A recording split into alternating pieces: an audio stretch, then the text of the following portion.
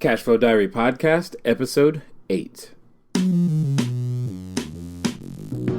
Congratulations, you showed up. Give yourself a high five in celebration of your success. Welcome to the Cashflow Diary, where new and experienced investors come to take confident action towards their goals. Your host is a family man, a real estate entrepreneur, investor, coach, and instructor. As a master facilitator of Robert Kiyosaki's Cashflow 101 game, he's inspired many to begin their journey into creating cash flow for themselves and their family. And now, here he is to offer you the tools required to earn the income desired. Your cash flow coach, Jay Massey. Hello, everyone. Welcome back. I wanted to make sure that everyone knows, if you haven't already, make sure you download the first episode to understand how this particular podcast is run and the background format of the show. And to take advantage of your complimentary gift, just go over to CashFlowDiary.com, sign up on the list, and you get the ebook. It's investing made easier. It's made for wholesaling. Hopefully, if you are the one that wants to know how to be the deal maker, i.e. create a deal literally using none of your own money or credit, that's kind of what that ebook is for. It's beginning to encroach upon the pieces of our cash flow creation system, which literally teaches you how to build your own personal cash flow pipeline. Place your email in the box. You go ahead and get started immediately and now. Well, today we're going to talk about the top 3 questions your prospect needs answered. Top 3 questions your prospect needs answered. You must answer these questions or you will fail. How about that for a guarantee? I guarantee you failure if you do not answer these questions. However, I cannot guarantee you success even if you do. But that's just the way of business. Anyway, here we go. Before we get started, one of the things that I wanted to share with you is a quote. This quote is as follows. It says, "Your ability to communicate is an important tool in your pursuit of your goals, whether it is with your family, your coworkers, or your clients and customers." The gentleman who said that is popularly known as Les Brown. He happened to write the foreword on a book that I was a part of called Initiative with Mr. Greg Reed. Probably a year and a half ago, I wrote chapter 7. So I'm chapter 7 in that particular book. You can still get that book on Amazon. And it's definitely something to always remember, is that your ability to communicate is an important tool. It's an important tool. With it being a tool, I'm going to take the word tool and make it a skill set and say that it's probably something that you should be sharpening, something you should be working on, is your ability to communicate. The business that you and I are in, or that we're in, is the business of communication to a large part. And being ineffective at communication will hamper or hinder or make it challenging for you to be able to communicate. Now, here's the good news, is that you don't always have to be the one to physically do the communication. Like some of us, we know that we're not the best writers. We might not even be the best speakers. We might even hate talking in public. That doesn't mean there aren't other forms of communication. That's the good news.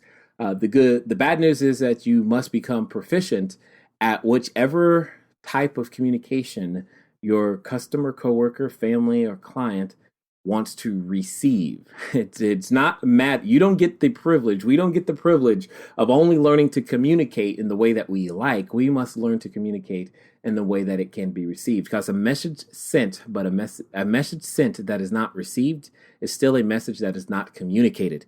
And we must learn to be able to communicate to all different types and all different types of people. So learning and developing that ability to communicate is a very, very important tool. With that being said, I want to take a break for a second before we get into our main topic and take a dip in the news. That's right, a dip, DIIP, in the news. This is an article that I saw, and if you're anything like me, I'm sure you've heard about or saw it or read it. Anyway, something, you heard of this thing called a Bitcoin. You didn't know what it was. You probably didn't know what it was before you read the news and you heard about this bubble, this crash, all this other stuff going on.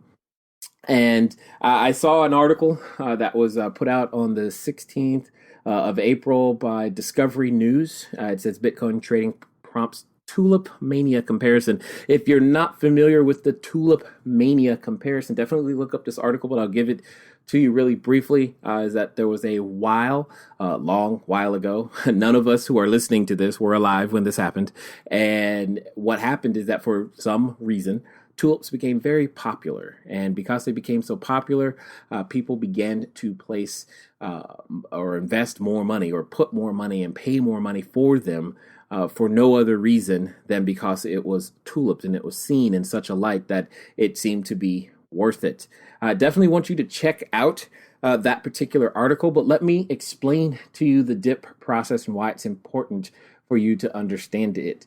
First, we have D. D is for data. I is for information. The second I is for interpretation. The last letter P is for the process.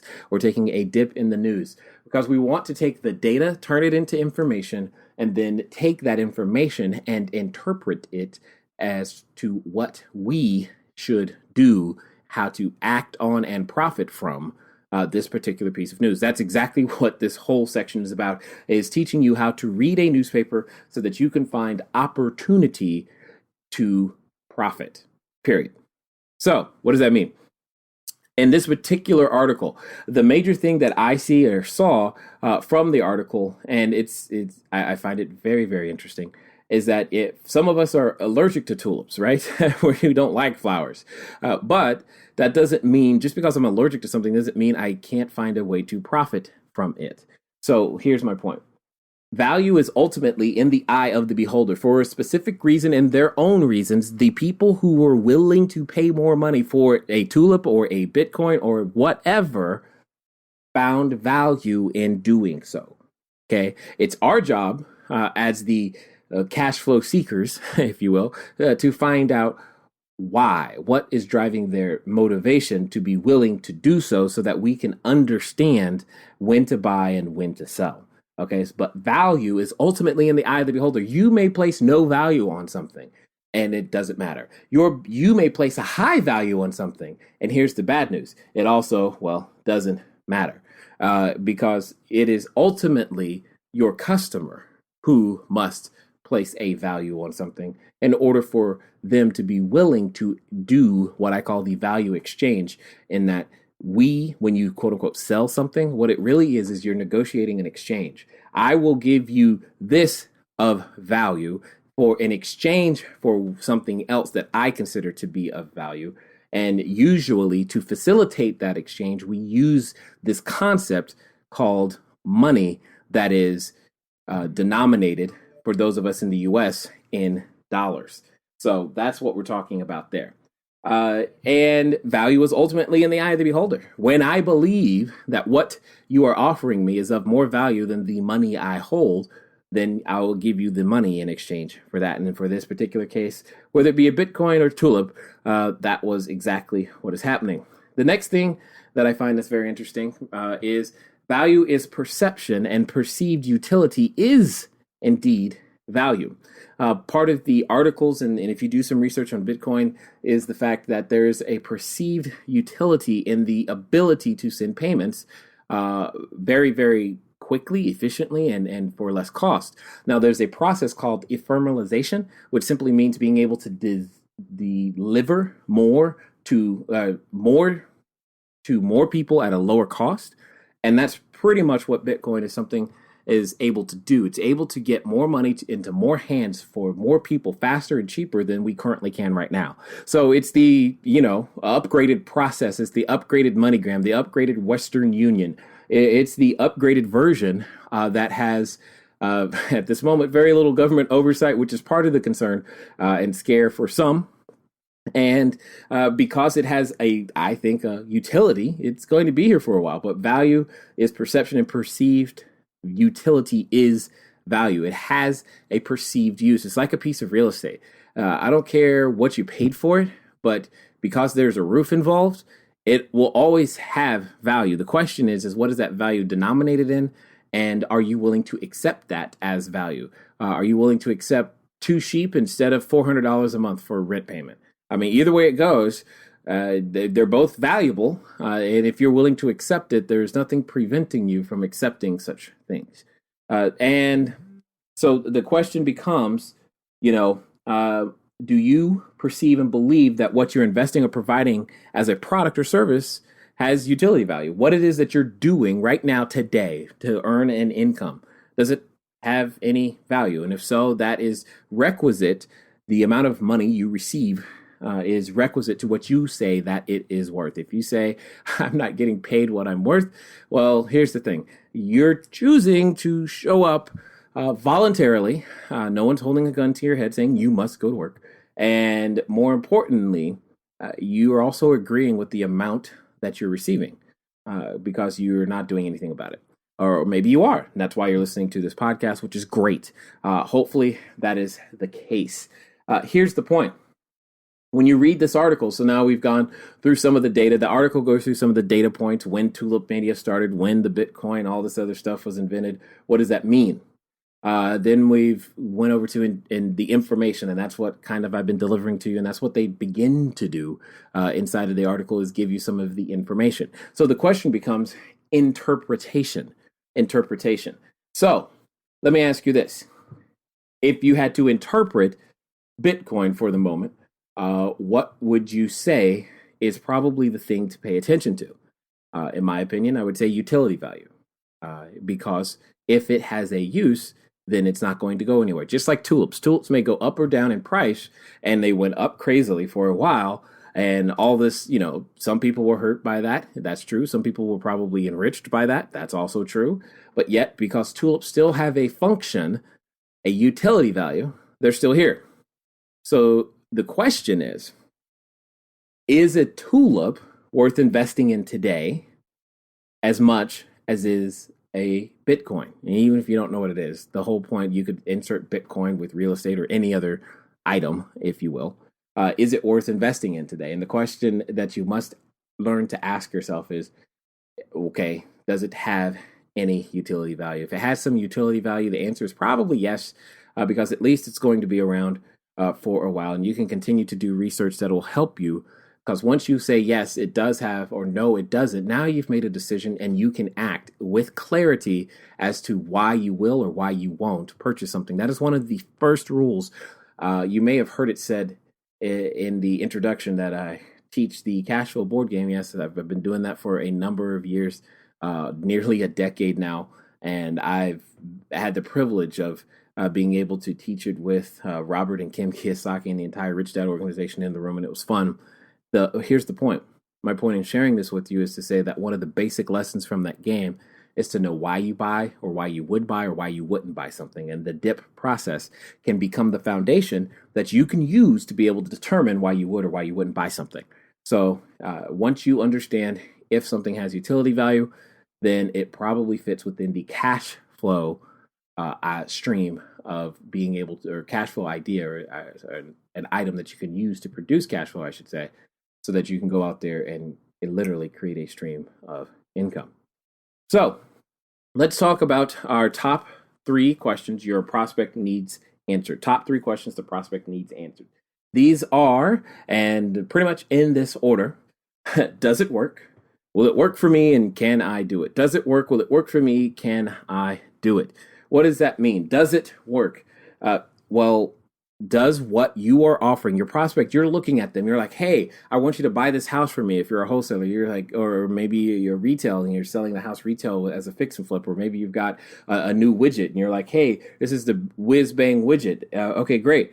The prospect is going, does it work? What you say it can do, what you say it does, will it do it? And then you've got to prove it. Some of the ways to prove that it works are things like testimonials. That's probably one of the most used and most powerful ways that is proved that it's work. Another way is, the sample close, or oftentimes called the puppy dog close. It's like you go to the pet store and they say, yeah, sure, take the puppy home for, 2-3 days and just bring them back. How many of those puppies actually ever make it back? Like none, because you've got the puppy at home and he's so cute and he's got to stay, right?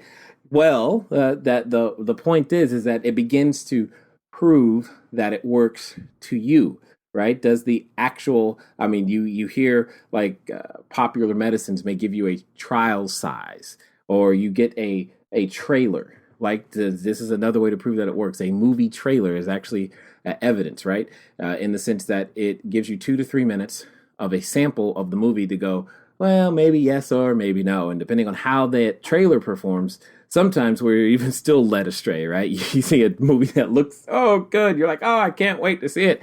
And it's because they spent so much money on the trailer that they forgot to spend any on the movie. Anyway, the point is that when it comes down to it, it's our job, your job, to prove that it works.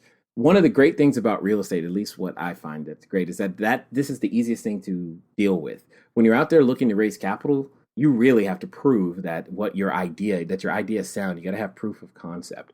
And it's the easiest thing to do when you're doing real estate. Why? Because everyone understands that people need a place to live, work, play, or lay. Live, work, play, or lay. And what do I mean by that? You've heard it said that if you're going to have a business, you probably want a business with something that people need. That's not a luxury. It's an absolute must-have. I agree. Oh, well, you've heard about food, clothing, and what? That's right, shelter. I'm sure you answered that question in your head for yourself. So food, clothing, and shelter. And food is great, clothing is great, but the shelter is the thing that I definitely prefer. Now, let me shed a little light on this for a second.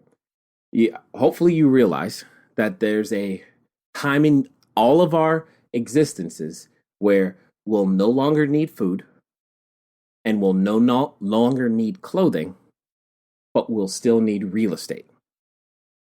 We'll no longer need food, we'll no longer need clothing, but we'll still have a need for real estate. Have you figured out when that is? Well, it's simple. There's going to come a point at which you die. And when you die, you won't need food, you won't need clothing, but you still will need real estate. And of course, unless you're cremated and all those other things, but you get my point. The point is does it work? Well, can your investors see that people need a place to live, work, play, or lay? Live, work, play, or lay. You live in a piece of shelter, whether that shelter is a single family house, a mobile home, an apartment building, it doesn't matter. People understand that people need a place to live. Whether that real estate is an office building, an industrial park, even a train yard, possibly an airport, right? People need a place to work. Maybe your real estate is, a movie theater. Maybe it's a theme park. Maybe it's just simply, I don't know, a fast food joint or a nightclub. But guess what? Those are still places to play. And you probably guessed that if you think about funeral homes, yes, that is a place to lay. And all I'm trying to say is, does it work? Yeah, it's easy to prove. So long as you have a way to prove that, that is the first question that your prospect wants answered. Whether that be someone who's trying to buy a property from you that they're going to own and control, whether you're trying to raise capital, they need to understand, does it work? And having that proof of concept is very, very easy.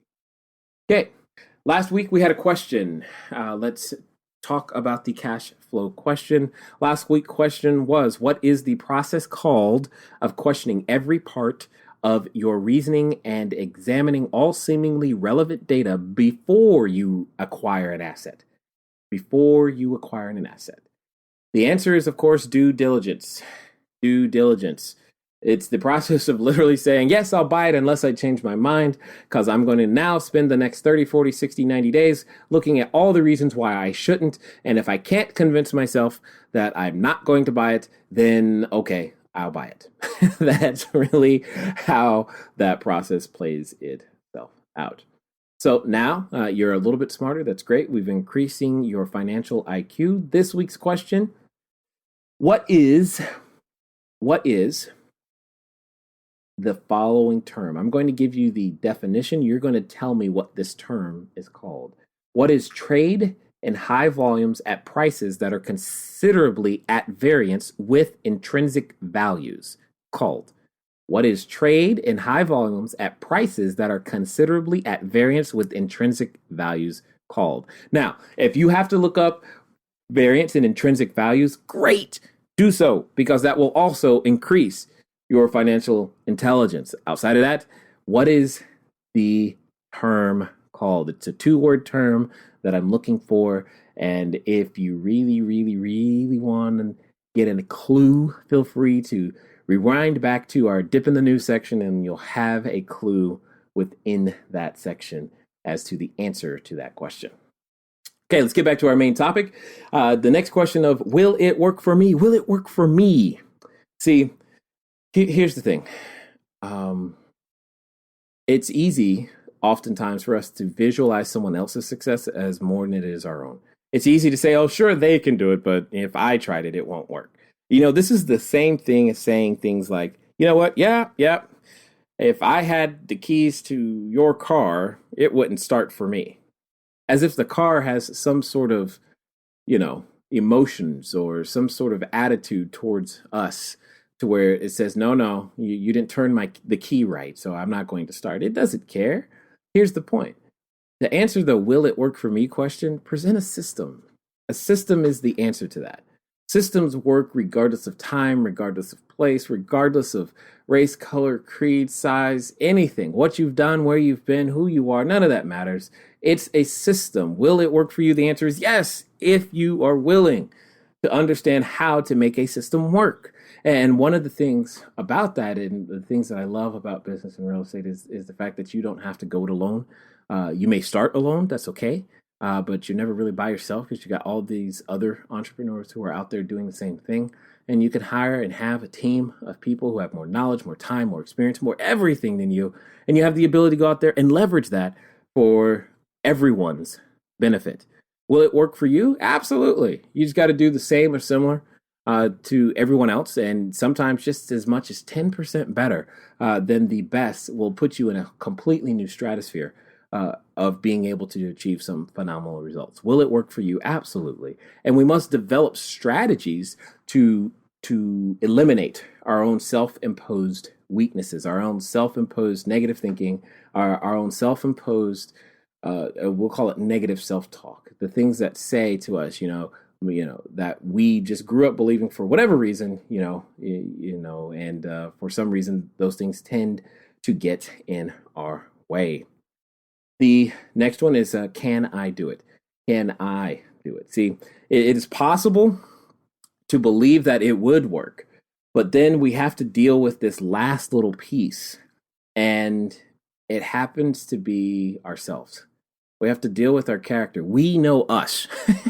We know us. When we say things like, oh, yeah, it could work, yet, if you're doing buy and hold real estate, that could be a 10-year thing, before you get to the level that you're looking for. 20 or 30, you're like, oh my God, I've never focused on anything for more than 45 consecutive seconds. How on earth am I going to stay focused on this, for 5 years, 10 years, 15 years to actually see this happen? Can I do that? I see that the system works. I see that it does work, but man, do I have the character, the integrity, the ability to make something like that happen?